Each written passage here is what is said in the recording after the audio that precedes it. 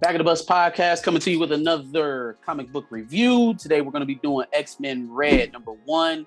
Got my boy Theo B from I Ain't Saying, I'm Just Saying on for another review. I'll let the people, Theo. What's up? Show. Let's get into it, man. So we're opening up here, and I guess we should kind of set the table from where we left off on S.W.O.R.D. because we actually didn't get to actually catch up the way we wanted to.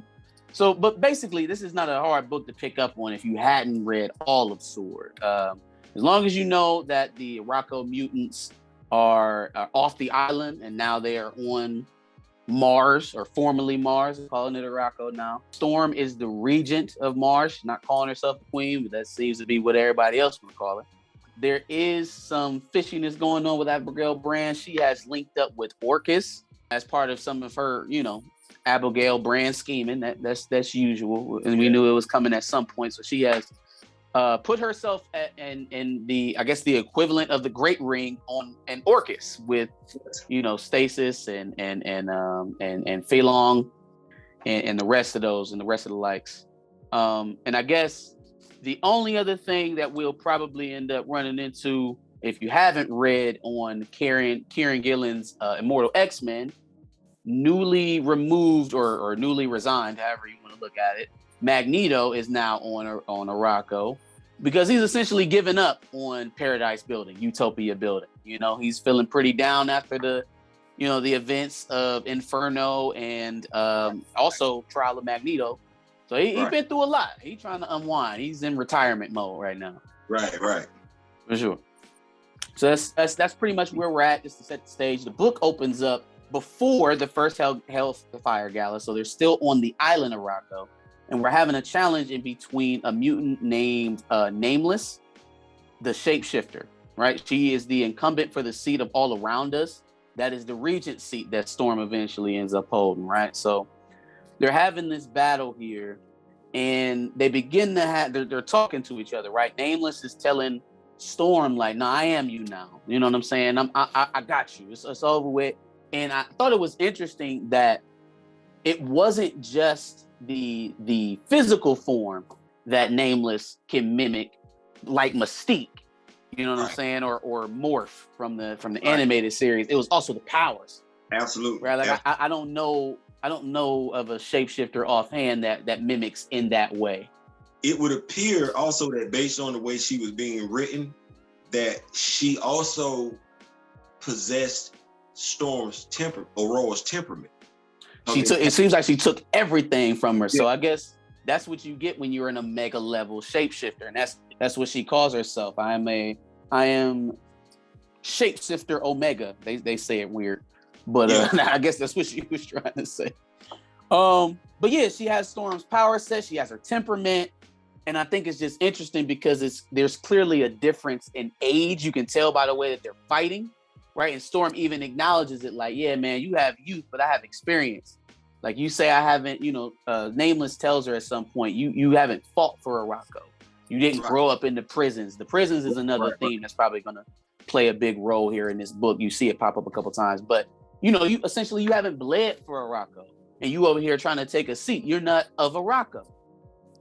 Storm replies, I've been through many battles that you know nothing about. You don't have my memories. You don't know nothing. You know nothing, Jon Snow. Exactly. And while you at it, while you doing all this running around, I'm about to show you what I can really do. I can freeze all the blood in your body. I could do all kind of stuff to you, right? But I got you incapacitated, and now is a pretty good time for you to yield. Nameless says, you want to be of Arakko? Then you know the cost. And she shocks herself. Hey, listen, man. I like these Arakko mutants. Wait, I like these Arakko mutants, man. You ready? So, Nameless is an Omega level mutant, right? Yep. Aurora's an Omega level mutant. Yep. So, this me. I like the writing. Maybe the author, the writer. If you're gonna use this, I'm gonna say I see this one coming on down the road somewhere, paying off. If you don't use it, here's a nice idea. Hey, now, if I think I see where you're going with it. If they use that, I don't want to see it outside of the first arc, and here's why. This is the first book that I've seen since I've been reading comic books that has Storm out in front as the leader.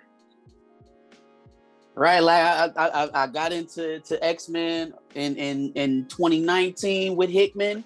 Right, but this the first book. Storm.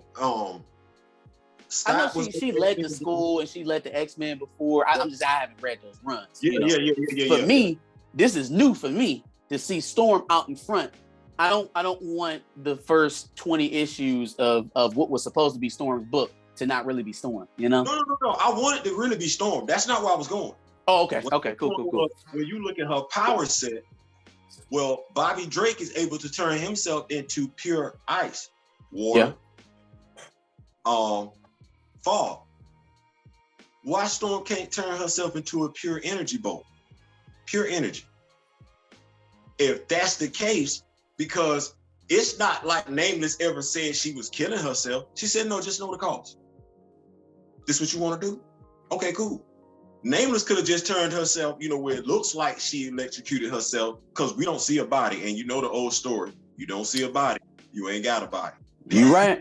So that, She's turned herself into pure energy because she says she knows Ororo. Maybe she knows Ororo better than Ororo knows herself. You can turn yourself into pure energy. I'm going to put you on the seat. The cost is death. You don't know what I'm doing, but I'm going to make it appear as if I'm killing myself when I'm actually not, because this is what you got to do to take this seat. So okay. I can see that. No, but we definitely want this to be the real Ororo. We want this no, for sure. Yeah. Don't give me this was Nameless the whole time. I'm not interested. I'm not interested. All right, so we jump ahead to the meeting at the Great Ring of Arrakko. Storm is sitting at the seat of all around us, that is the seat of the Regent. The item on the table today, in today's session, is whether or not to go back warring like they did against Amos for centuries, or to use planet Arakko as a new beginning for the Arakko mutants. I think this is interesting because, to me, this is the simplest. I mean, the absolute simplest of solutions. Y'all got resurrection, right? And y'all got a whole planet of mutants that just want to go F stuff up.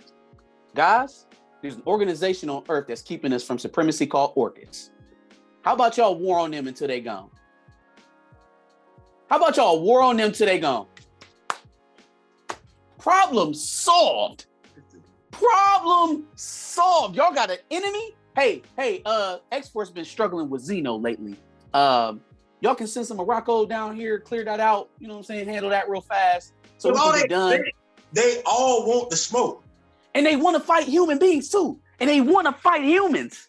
Listen, they don't want to fight humans. Say it like they want to eradicate humans. Yeah, they want to eradicate. They want to conquer the Earth, like by force, not this progressive evolution where we, keep the humans comfortable. No, they want slaughter. They own it.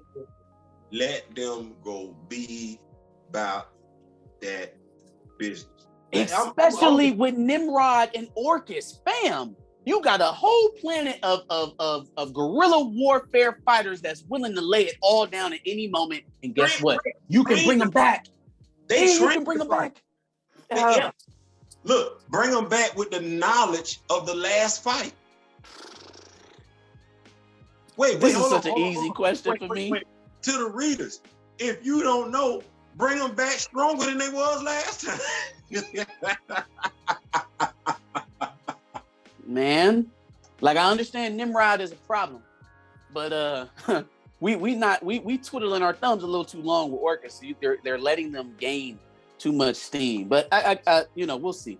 Al Ewing definitely is going to touch on it for sure with Abigail Brand and her treacherous ass. So we'll see it. But all right, so we do another jump cut over to a Magneto arriving here on Mars. Runs into a fisherman. Trying to find his name here. Fisher King. The Fisher King is what he's calling himself, right? So Magneto begins to engage with the man, asking, "Hey, look, man, I'm trying to post up, trying to build me a house or something. Am I cool to do it on this land?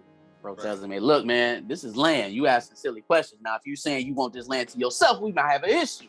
I think that line is so funny because of where we end up at the end of this. Because I know Magneto had to be thinking like, man, you said you was talking cash shit back when I pulled up.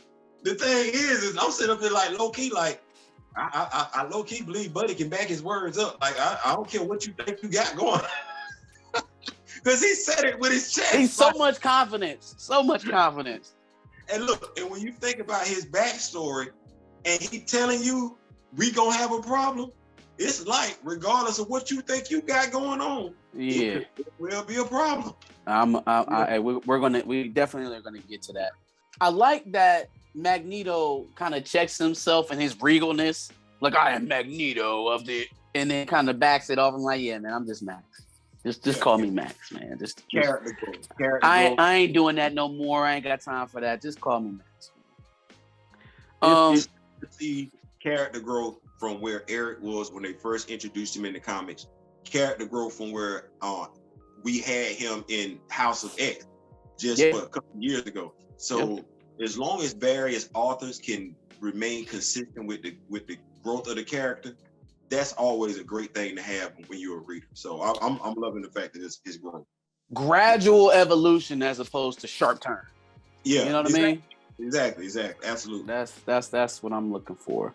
They get into a deeper conversation about what Max is going through, and surprisingly, the Kree is the one preaching about mental health.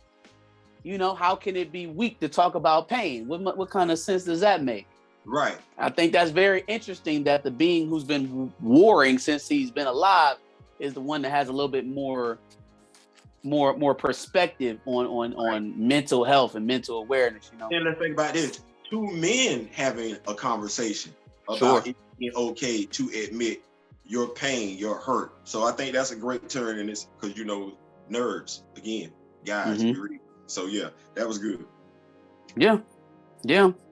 Magneto goes on and tells us his sob story about him trying to create his utopia and it not falling through the way he expected it. I get the way that things unfolded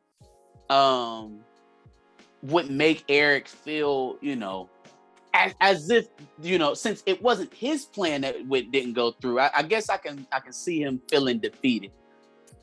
To the point of, I don't care about Krakoa no more. I don't care what's going on over there. That's a little strong. That's a little strong. Let's look at it like this. I guess they had to find some reason to put him on Arakko, though. Maybe so from your perspective, but here's what I can say. Knowing how Eric came in, because when Eric first was introduced to the comics, he didn't have no love for humans. I read the whole trial of Magneto thing. Yeah, like he had on the purple leotard and everything like that, was handcuffed, he wasn't wearing the helmet. Yeah, I read that.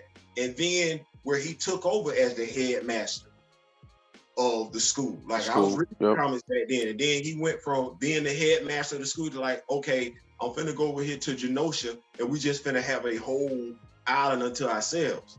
And then it went from Genosha to like, damn, y'all finna come mess with me over here in Genosha too. So I'm finna go have Planet M. Have Planet M and say, okay, we finna have this whole planetoid for mutants. Y'all come over and get some love. I read comic books when Fabian Cortez was dealing with the power drain, the power surge, and everything like that. I was reading them comics. So for me, for a long time, you know, then we get to House of X. He wanted to have an island, no more fighting. We're gonna be taken seriously by the world. We're gonna be able to coexist. Went so far to write the laws, no mutant shall kill a man, you know, things like that. I can see, because it's almost like I done tried everything. In his lifetime, he damn near tried everything. He's tried it the wrong way, his way. He's tried it the right way, his way. He's tried it the wrong way, other people's way. He's tried it the right way, other people's way. And at the end of the day, glass being half full, the only thing he got from this was Wanda coming back. Yeah. I guess my issue is that it's not over. Like Krakoa is definitely under new management, and you don't have as much power as you used to. Yeah. But it ain't like Krakoa fell. Krakoa still exists. They're still thriving. It's just not you driving the truck. Yeah, he don't feel like that. Because of the stuff that you and I have come across with how Krakoa played out and everything, everybody finding out. It's the perception of you were doing this to undermine us, or you were just doing this to keep control over us. And that's kind of like people's perception of error. And this was the one time, well, I'm not gonna say this is one of the few times where like I'm generally doing this from the goodness of my heart. The reason why I didn't trying to save everybody, played out is because it always played out the wrong way. So I was doing this to keep everybody in a good mood so we could go forth and be productive and hopefully change things. Moria found out about it. Then Emma Frost told everybody about it after Mystique and Destiny tried to take out Moira, and they should have. I don't know what's wrong with Douglas. Trying to put his best foot forward, and I'm saying because like as a reader I can see, and as a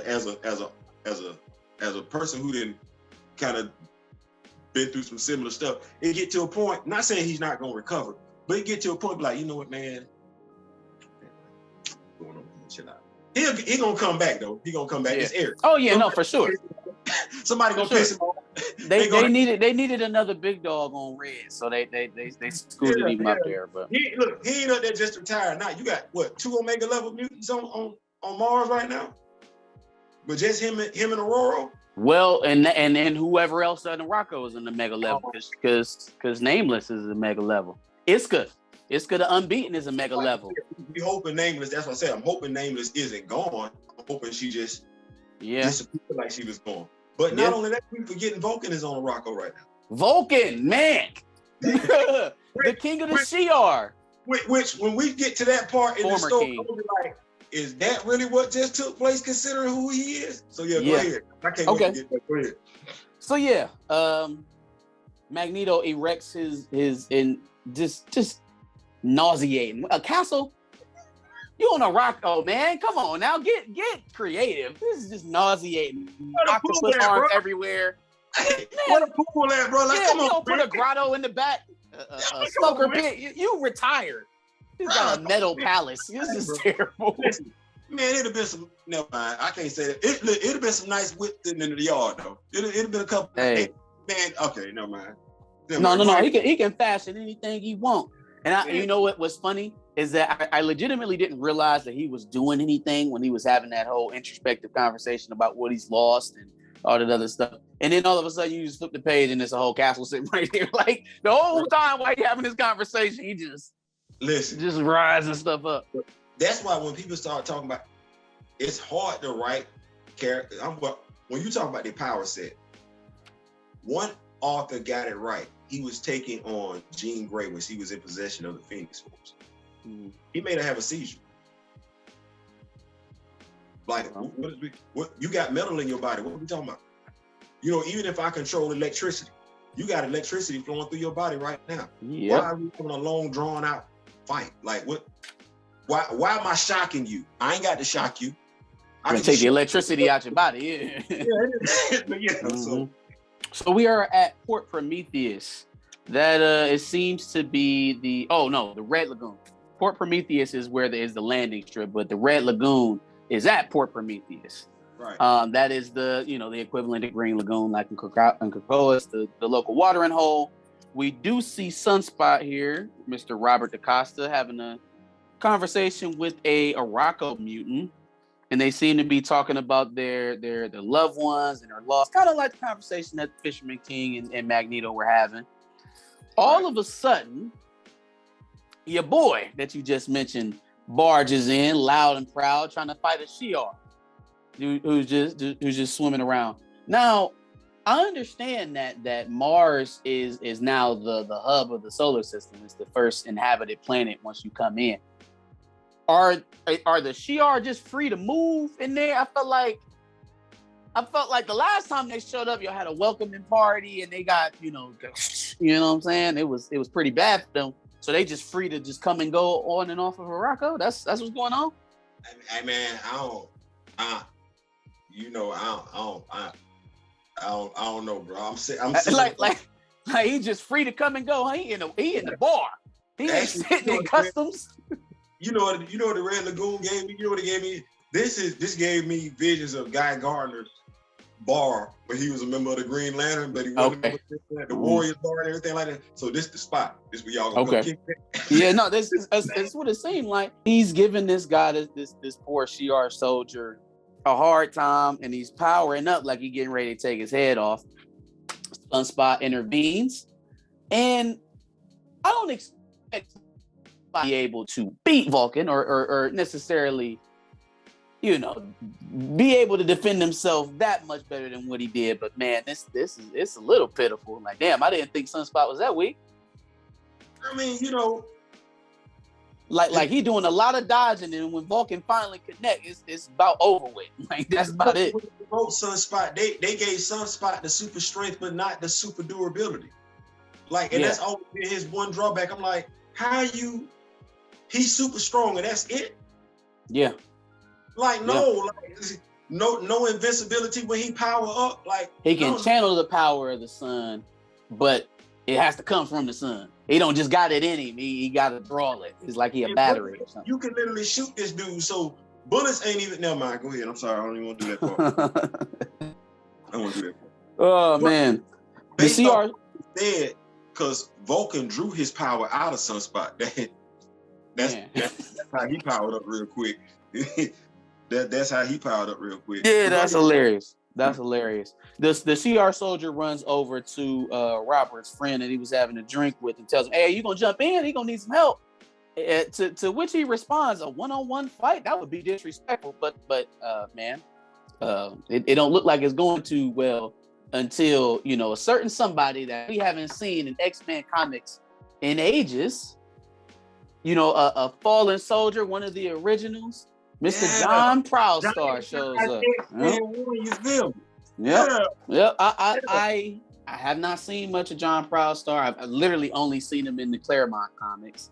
It looked like a damn change when it comes to his attitude. like no talking at all.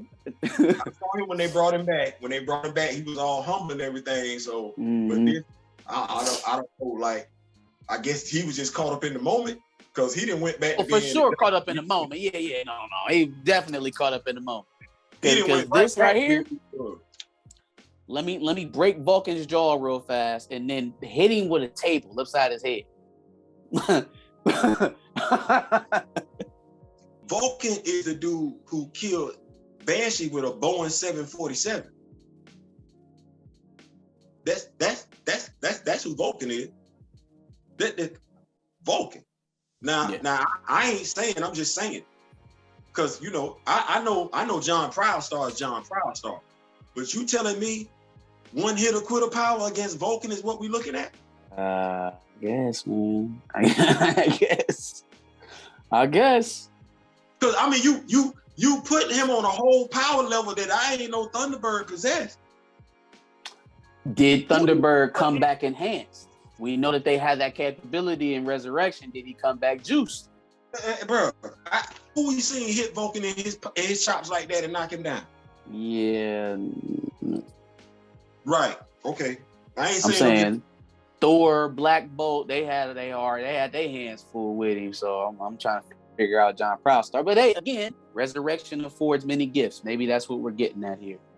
Cable and Abigail Brand interrupt the scrum in between Vulcan and Proudstar. Proudstar's not happy about it. He gets into an argument with Cable, which is interesting because Proudstar and Scott Summers have a history, right? Right. And we should let Vulcan is Scott Summers' brother. Right. So he fighting all kind of Summers everywhere. Yeah, he don't care. Cable is Scott's son. Cable petty as hell. Yeah. He's definitely antagonizing it. Bruh, then you have a plane to catch.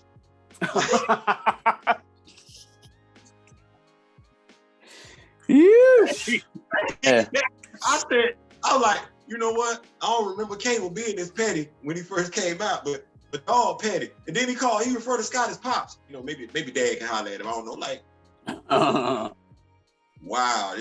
Okay. Well, So, well, yeah, no, this is old man Cable now. So I was going to say it's technically a teenager, but he went back to the future to fight. He never got old man Cable referring to Pops, referring to Scott like. Yeah, no, that was a young Cable thing. Maybe their relationship has changed since they brought him back.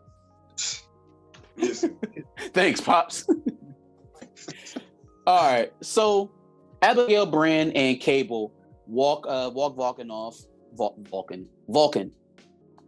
him off, and Proudstar and DaCosta end up having a quick conversation. He tells him, "Hey, look, man, if you about to hang around in here, you need to watch your back, because something ain't right about all of this. You know, something stinks." And I think Robert DaCosta picked up on that. Everybody is so suspicious about Abigail Brand. Won't nobody go talk to her and ask her what's up? I'm so confused, or read her mind, or anything. Because I don't think she's gonna tell you the truth. They know she not telling her the truth. So why y'all won't act like, hey, Brand, make her lie to you at least? But you know what though? She done had quite a few telepaths around her. I'm wondering if it's her alien DNA that's keeping that from happening. She probably got some side blockers from Orcus.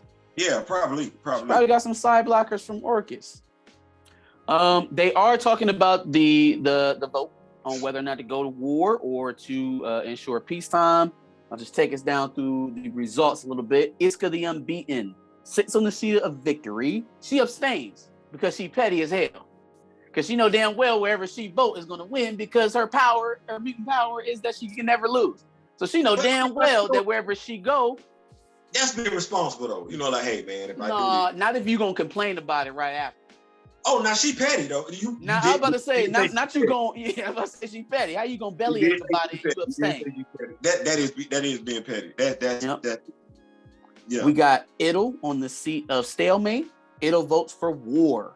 Let's see here. What's the reason? Or she knows which way the vote will go, and the terrible things Arakko will endure as a result. She knows all day of the day, the hour, the minute of her death. She knows which one of the great ring will kill her. She waits for the stalemate to end. So I guess her seat. It's interesting how they define the seats of Arakko as opposed to the seats on the Quiet Council.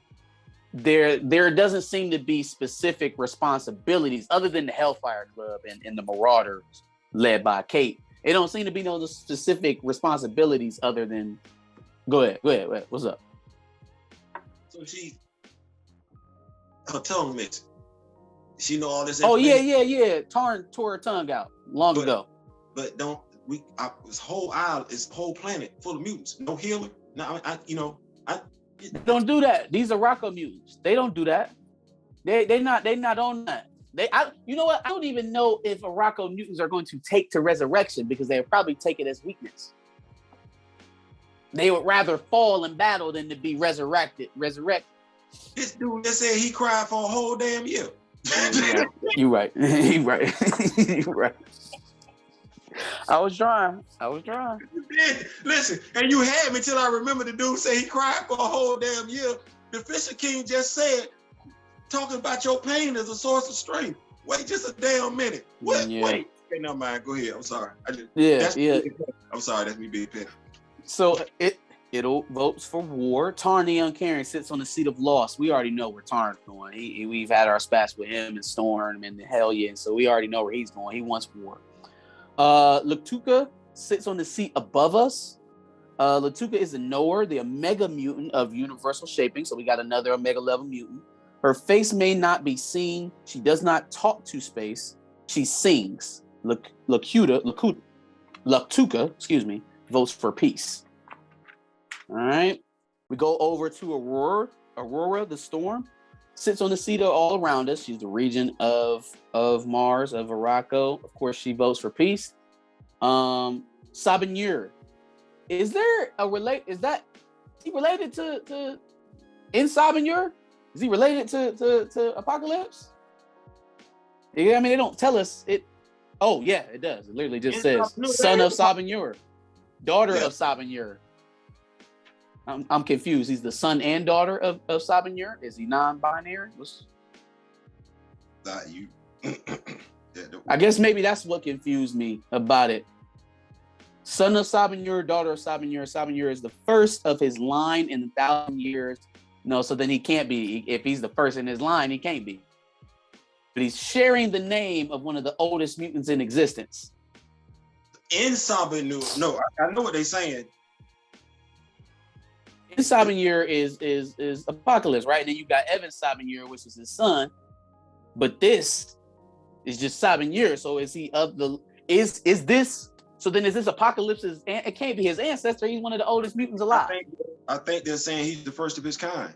Sabanur is the first of his line in thousands of years to free the ocean within. I think he's just saying he's the first one born. I could be wrong. Okay. Maybe the name Sabanur comes from a specific place on Arrakko or in Amith, and that's where Apocalypse is from. I don't know. There's a connection there though, because they got the same name, so we're gonna pay attention to that. Anyway, Sabanur votes for peace. Orosetra, sits in the seat of law. The secrets of Orosetra are not ours to tell. Orosetra votes for war. She's absentee, so she's voting from afar. Xylo sits on the seat of history. The first defender of the broken land. Xylo is a mutant in the form of an insect collective. The collective has persisted for thousands of years and gone through many changes, right? Many names, but the history they keep remains, and Xylo votes for war. Sounds like very brutish. Like the Brood. Which what happened to King Brood? You got a whole race of parasite-like fighters. Like you got your own Amos, really. You got your own Amos to release on anybody that you want to at any given time. Them space worms that they released at the end of Ten of Swords. Like man, I would find every Orcus facility on the planet and just start releasing. Just go. That right there, the Ten of Swords. If you're a mutant on Earth, on Krakoa, you shouldn't be having no problems after Ten of Swords. Man, like I you know what you could do?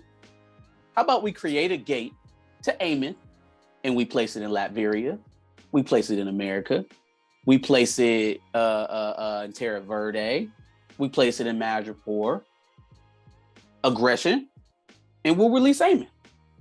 Listen, we got another planet to move to. We good. Listen, we can head up to Mars when this one's done. I don't understand. You got fours. So you got fours, but you can't come up with a way to get rid of Nimrod? Well, but see, Nimrod is the one thing that makes sense because he's the ultimate evolving computer. Right. So every time you beat him, he only gonna get better to come back and kill you again. That's the only one that makes sense. He's like Ultron. But you gotta come back because you can't be around here now. Between Forge and what's the dude I was getting ready to say? Dadgummit, him and Warlock. Doug Ramsey. Yeah. I got rid of because if you think about it, first of all, 3 not knocking older people because I'm kind of, but the 3 older sisters that from Orcus that rolled up on the Xmen, like they just popped up on Krakoa. Like you got regular folk doing way. Oh, you talking about the Golden Girls? Yeah, man, that was the silliest stuff. Stuff. Listen, it's a whole island full of mutants. Stop that. It's a whole island. Regular folks. Jonathan Hickman was definitely fried when he wrote that. Like when he was making that, he was over the clouds, boy. He was like, hey, look. He was watching Golden Girls. He was like, damn, I love Betty White. I'm gonna put this in my damn book. It's certain stuff. It's certain stuff like I love the purity of comics, like just being able to write stuff. And some stuff you just gotta be like, okay, we can do it like this, but we can't do it like that. It ain't gonna make sense. People gonna be asking questions. Just like when John Byrne redid Superman. So Superman can't fly no more. He jumping now. Oh, that's different. I ain't. That's different. So he's Superboy. He's Superboy from Young Justice. He's not Superman. So watch this. Wally can't run fast as lightning anymore. He got to use a crowbar to knock bullets out the air. Oh, well, But anyway, I digress. Yeah. Wrong comic book brand. Yeah, we're gonna stay right here. So the last vote is Lotus Logos. Yeah. Sits on the seat of dreams. Lotus Logos speaks in metal. Lotus Lagos speaks in song. Lotus Lagos time is times. Lotus Lagos time is coming. Lotus Lago has not long. So it seems like she's getting ready to die, but she's taking the opposite stance of Idol. Both of them seem like they're heading towards a prompt end. One choosing war, other one choosing peace. So that's a deadlocked vote.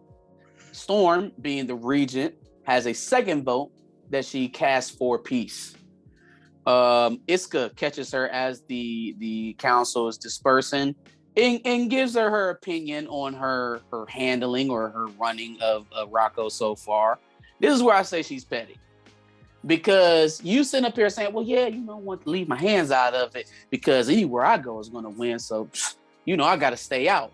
Then why are you in my ear talking about you don't want to peace then? Go on, sit down.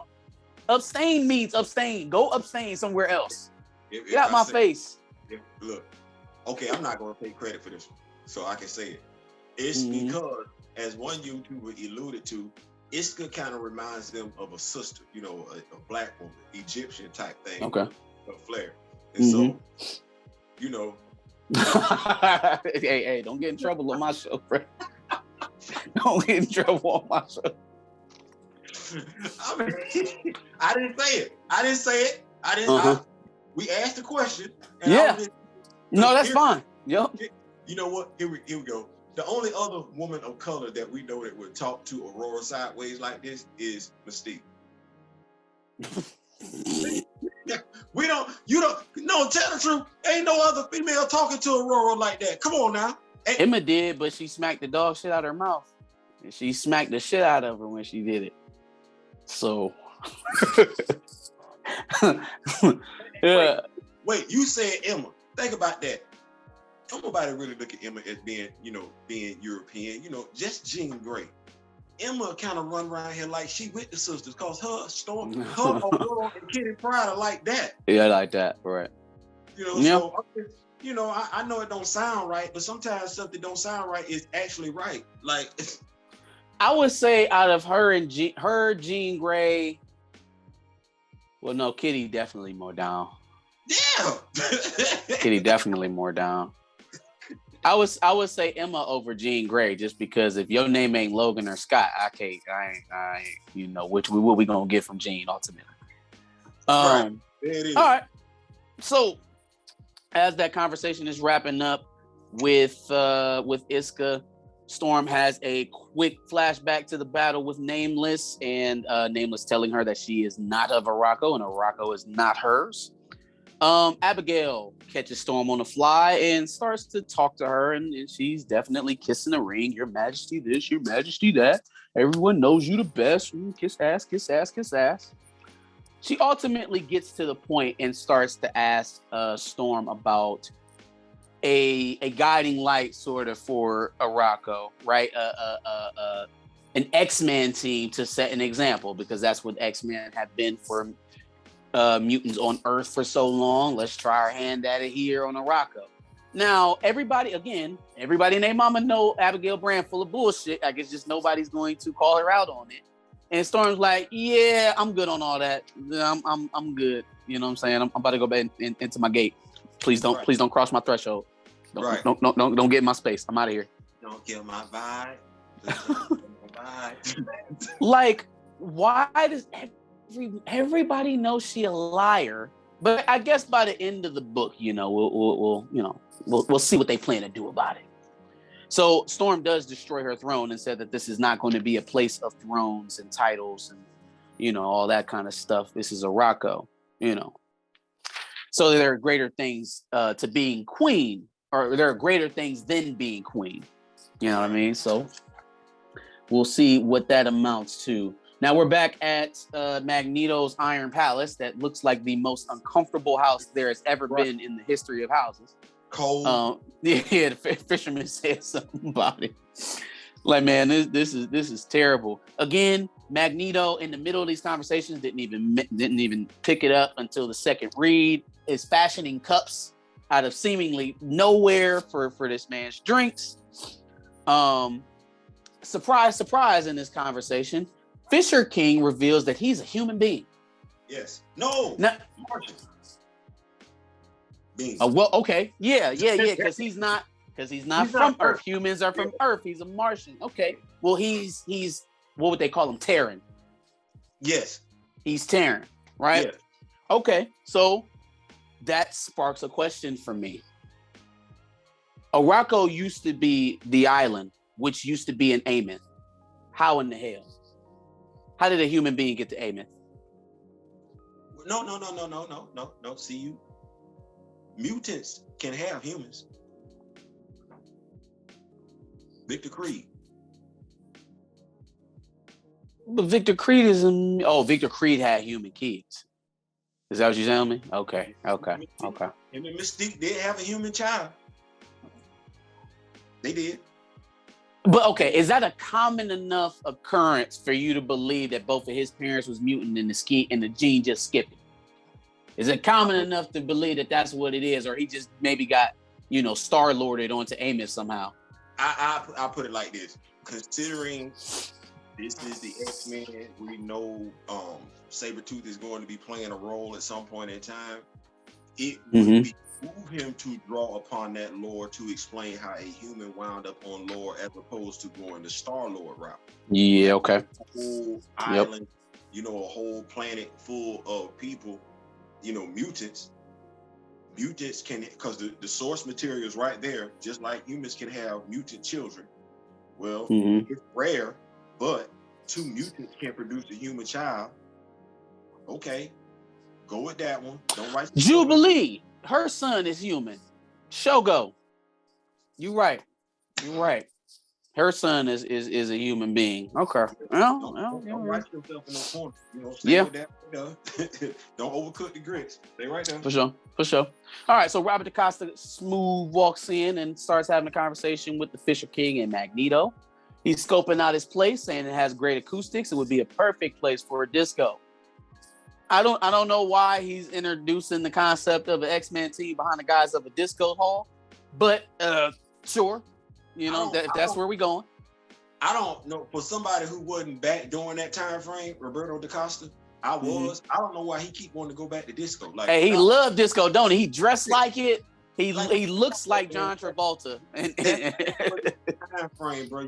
You got to come forward by like maybe 5 years after disco to be like, okay, we with some good solid music, overall good music. Let's get to hip hop. Let's just bypass disco. Stop that. Stop that. Giving me bad memories. I was alive back then. Don't do that. So it looks like DaCosta is trying to set up another X-Men team, to which Aurora interrupts and says, X-Men team is not necessarily what we need, right? I know Brand is scheming, so we need some sort of balance for this X-Men team that she's going to plan. And what balances an X-Men team better than a Brotherhood of Mutants? So Storm coming back to lead a Brotherhood of Mutants on Arakko? Yeah, I'm here. Sign me up. I'm here. I think because the X-Men are seen as police. So the Arakko are the anti-police crowd for sure. But if you Storm and you putting together the Brotherhood, you can get you some Arakkans on that team. Well, she's going to. Oh, she's definitely about to. Now watch this. Here's the thing that's interesting. One of the most interesting characters in this book, you cannot put them on a team. You talking about Iska? Yeah, you can't. Yeah, well, what she better do, because I was going to give this as my final thought on the book. What she better do is make sure Iska don't find out about Abigail Brand scheming. Because if Iska get it in her mind that Brand and Orchis are winning, she gonna flip. She flipped on her own sister to fight. Go ahead. The thing is with Iska, with her power being what it is, as long as she doesn't flip, you doing good. But see, you're not gonna see it coming. You're not gonna see. Genesis ain't see it coming. But wait, it was a 10 of Swords. Remember, she flipped at the end no, you didn't see it coming, but it's like, damn, we losing. Yeah, you didn't lost. When she flipped, you didn't lost. You want to do that's the problem. If you wait for her to flip, it's already too late. So you got to keep her in the dark about Orchis and Abigail Brand and all of that, which makes me get to my next question, which is, if you know she forming a faux X-Men team to infiltrate Arakko, why not just stamp her out? Why not march her in front of the council? Why not do something more drastic? Because you got somebody sitting on your council that can turn the tide either way if she feels like something is awry. So you have to keep it covert. You have to keep it quiet. I really want to, she is interesting as she is as a character, because I definitely think there were a lot of people, some people were asking for her to join the X-Men when she, after Ten of Swords and everything. Mm-hmm. I want to see, I would love to see more character development from Ishka. I know her power set, just because if she's always guaranteed to win, how do you put her on a superhero team? Yeah.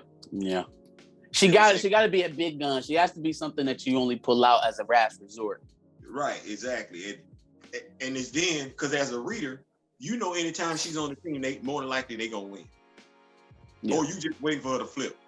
Right. One of the other. So, but for this to be unless you can get a power blocker on her or hit her with one of Forge's depowering guns. Exactly. For this to be a first issue, the X-Men, they came out swinging. Like ever since the whole House of X, 10 of X, and everything like that, they have come out swinging. And they've had very few misfires,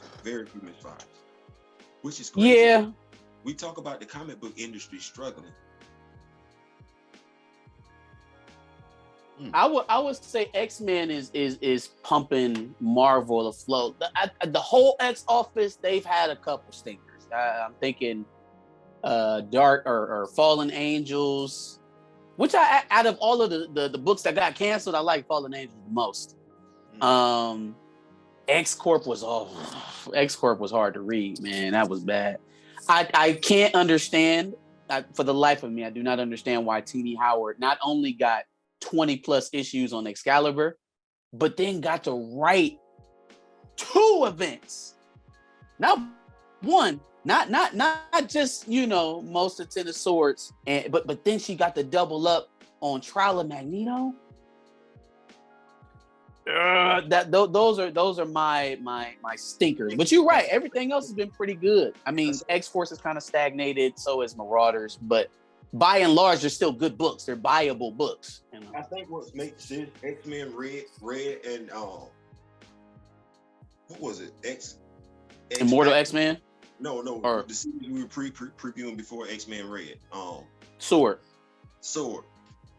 The author had a clear direction of where he wants the comic to go. This comic, that's Al Ewing, and it's going to deal with intergalactic issues. It's not going to go anyplace else. And any characters that I bring on board are going to have to adjust to that intergalactic empire. Or I'm just gonna get rid of it like I did Peter Gyrich. I'm loving it, and I think that's what happened with Excalibur. Well, you had Kitty Pryde. Okay. If this is, for lack of better terminology, drug running, gun smuggling type of comic book with mutants using other stuff. Are you talking about Marauders? Yeah, Marauders. You got to write it like that. If that's how that is, write it like that. Get the people who will like that, that type of, I don't want to say writing, but that type of genre. Hey, we going over here, we going to steal this over here, we got to deliver this right here. Stay along that storyline, and people will be like, okay, next week they're gonna steal from here. Next week they gotta go deliver over here. Yeah, I think some of the writers in the X office, though, you can't trust them to be that consistent. Howard and Duggan are 2 of the most that you would assign that to, because Duggan's Marauders was good up until the point that Kitty Pryde died, and then after they sold up that arc, it was like, it just kind of middled around for a long time. And so when we got the annual and I seen the team was shaking up a bit, right? Like we're going to have, we're going to see more tempo. I forgot the new additions that they added on there. They've been talking about a lot of them, man. I was checking that out. They've got some new. Dakin is on the team now. They've got new blood. They've taken the Omegas off. and now we have, you know, some more little known characters. So and it's no longer Jerry Duggan, it's Steve Orlando now. So I'll mess with it. I'll see what it's doing. X-Force with Benjamin Percy, dog. It feels like they just writing the same book with Wolverine. Yeah, like Wolverine and X-Force feel like the same book. And that's the thing. Like, if I know sometimes as a writer, you might run out of stories to tell for a specific genre, but that's when you can introduce your filler stories, a love story, a holiday special, or something like that. But if X-Force, I liked it when Scott was like, okay, listen, we need a team that can do some stuff the X-Men can't do. Yeah. Because I'm like, yep, that makes sense. Y'all can't do everything because y'all in the public eye. Yeah. He had the team together. Keep that team together, because honestly, what they were doing was no different than what Cable's X-Force was doing. Regardless of their iterations, their thing was, we gonna do what the X-Men can't do. Right. Regardless of who Cable had on that team, whether they were kids, whether they were former military, their Black Ops was their thing. Yeah. They got Wolverine, Black Ops. Now what does X-Force stand for? Because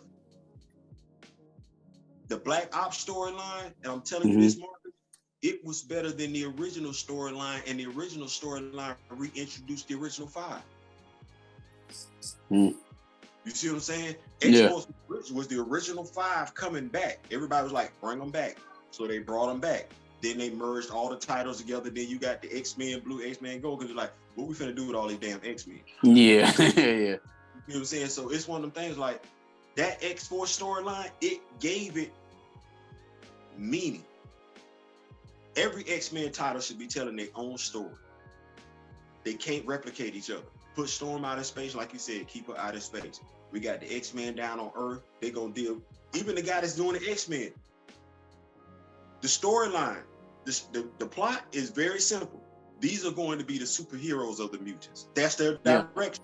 They're not going to I think that's why they moved on to X-Men, so he could have a very grounded book and not have to worry about some of the overlapping stuff that you probably would have had to eventually get to with Marauders, because he just wasn't getting to it.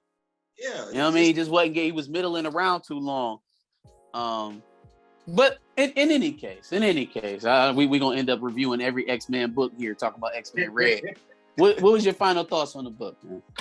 Man, listen, X-Men Red, I loved it. It was a great introduction. It sets up a lot of stuff. It revisits a lot of stuff. You know, we touched on the fact that Abigail Brand is that stuff. We introduced some characters we haven't seen used. Warbird being brought back in, I thought was a nice touch, showing us that he could actually stand a chance of going toe-to-toe with Vulcan. Nice. Having Cable, the way he talks about Scott, like pops, that dynamic, that flow, and then, you know, what he said, I'm gonna have to talk to Uncle Gabe. He been tripping lately, and we didn't talk on it. Petra and Sway. Okay. He been tripping ever since Petra and Sway. Now, we have not seen those characters, unless I'm mistaken. We have not seen them restored yet. Nope. And so you figure we got Vulcan, he's back, and then we have we've been had Darwin. We've been had Darwin. But Petra and Sway, yeah, I would love to see them come back and see what effect they would have on him. So I'm happy. On DaCosta. No, on Vulcan. On Vulcan. So I'm hoping he didn't just mention their names just to mention their names. I'm hoping we actually see these characters return. Oh, for sure. Well, we will definitely be keeping up, man. We will be here for issue 2 when it comes out. Make sure y'all come back with us, like, share, and subscribe. Give us your thoughts on the review in the comments below. Appreciate you, Theo B, for coming out with us, man. Thank you so much for having me on the show, as always, man. I appreciate y'all.